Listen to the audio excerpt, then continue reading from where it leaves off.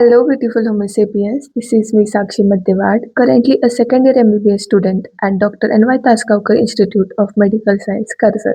So, today in this video, I'm going to share you some tips which helped me score over 600 in my NEET exam. Let me tell you my first attempt score. That was just 390.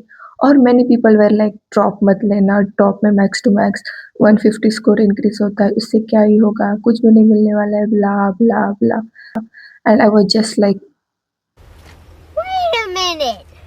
Who are you? छोड़ो, मेरी NEET journey में कभी बाद में बताऊंगी.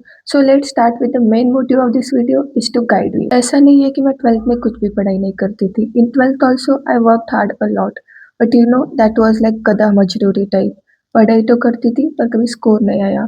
Studying smartly is very important in its journey because the syllabus is so vast and you need to organize it properly. First of all, let's begin with attending the lectures. Attending the lectures with high concentration is very important. Like हमारे एक sir बोला करते थे कि मैं अभी जो पढ़ा रहा हूँ, तुम्हारा इतना कंसंट्रेशन हाई होना चाहिए कि नीट के दिन में तुम्हें याद आना चाहिए कि लेक्चर में क्या पढ़ाया था. एंड यू नो, जब आप क्लास में अच्छे तरीके से ध्यान देते हो, 50% ऑफ द स्टडीज वहाँ पे ही पूरी हो जाती है. Second thing is reading NCERT. I would suggest you like आप जब 3 to 4 टाइम्स एनसीईआरटी रीड करते हो, उसके बाद ही आप एनसीईआरटी को हाईलाइट करना चालू करो.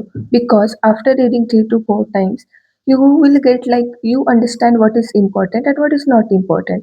At the end आप important points read कर ही जा सकते हो. बट यू नो, इफ आप सब हाईलाइट कर दोगे स्टार्टिंग में ही, फिर आपको कंफ्यूज होगा कि सब important है, फिर मैं पढ़ूँ क्या. And third thing is revising it daily. Revision is not just that ठीक है सर ने आज क्लास में ये पढ़ाया, ओके, नो. अगर आपको चाहिए कि आपकी मेमोरी में वो ज़्यादा देर के लिए रहे, then follow this trick. Like जब भी आपका क्लास कॉलेज जो भी हो वो खत्म हो जाए, sit at one place, close your eyes, keep your notebooks aside, and just try to recall whatever sir has taught in the class. And you know, एक पॉइंट पे ऐसा होगा कि आपको प्रॉपरली याद नहीं आएगा कि क्या पढ़ाया था. And when you notice that point in your notebook, you at that moment it's like आप नहीं भूल पाओगे वो पॉइंट को, क्योंकि आपने आपके ब्रेन को स्ट्रेस दिया है उस पॉइंट के लिए. आपको याद नहीं आया, नोटबुक में देख के आपको याद आ गया. And fourth thing is that reading short notes. Everyone knows that reading short notes in last few days will boost your score a lot in your NEET exam.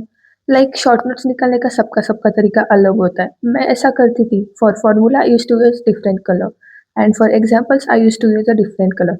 ताकि लास्ट में जब मेरे को फॉर्मूला पढ़ना हो according to colour I can you know, आप सब अच्छी तरीके से करोगे, लाइक पढ़ोगे अच्छे से, रिवीजन भी अच्छे से करोगे. बट जब आप क्वेश्चन पेपर अच्छे से नहीं पढ़ते हो, लाइक बहुत सारे बच्चे होते हैं कि क्वेश्चन पेपर होने के बाद उन्हें पता चलता है, ओह ये पूछा था क्वेश्चन में और मैंने तो ये पढ़ा ही नहीं. So you need to underline every single point in the question paper. Not like every single point, जो मेन क्वेश्चन पूछा है, like what you have to use, what are the values, that must be underline, ताकि आपका concentration बना रहे and it will increase your accuracy at the time. I would suggest you like 45 minutes full concentration के साथ आप पढ़ो and you need to take 5 to 7 minutes break after that, ताकि आप जितना पढ़े हो उतना आपके मेमोरी में रहे and you need to calm down. उसको मेमोरी में स्टोर होने के लिए भी तो टाइम लगता है ना, इसलिए 5 to 7 मिनट्स ब्रेक लेना चाहिए. And talking about the time table, सबका अलग अलग टाइम टेबल रहता है. मेरा टाइम टेबल ऐसा था कि I use to get up at 5 o'clock, read 2 hours bio and 8 to 6 हमारा कॉलेज रहता था. फिर 6 के बाद मैं थोड़ा सा ब्रेक लेती थी 6:30 तक and again I use to do physics and chemistry until 11 o'clock I use to sleep. बहुत सारे बच्चे ऐसे रहते हैं कि प्रॉपर स्लीप भी नहीं लेते. मुझे बताओ, लाइक आप इतना हार्ड वर्क कर रहे हो और अगर आपका आउटपुट ही कुछ ना आए तो उसका क्या फ़ायदा? स्लीप उसके लिए तो रहती है कि आप आपको शांत रख सके, माइंड को काम रख सके और सब कुछ अपने बॉडी फंक्शंस प्रॉपरली वर्क कर सके. अगर आप स्लीप भी प्रॉपर नहीं ले ले रहे हो तो उसका क्या फ़ायदा? Like 6-7 hour sleep is must for our body. अगर वो नहीं लोगे तो आप जितना भी हार्ड वर्क कर रहे हो उसका कोई भी फ़ायदा नहीं. My NCRT, like, and this is like how many times I have read this chapter throughout my year. Which was important, I used to stick it on the last page of that particular chapter. Like in cell cycle, through this I could get all the answers what happens in each phase. These are my short notes of biology,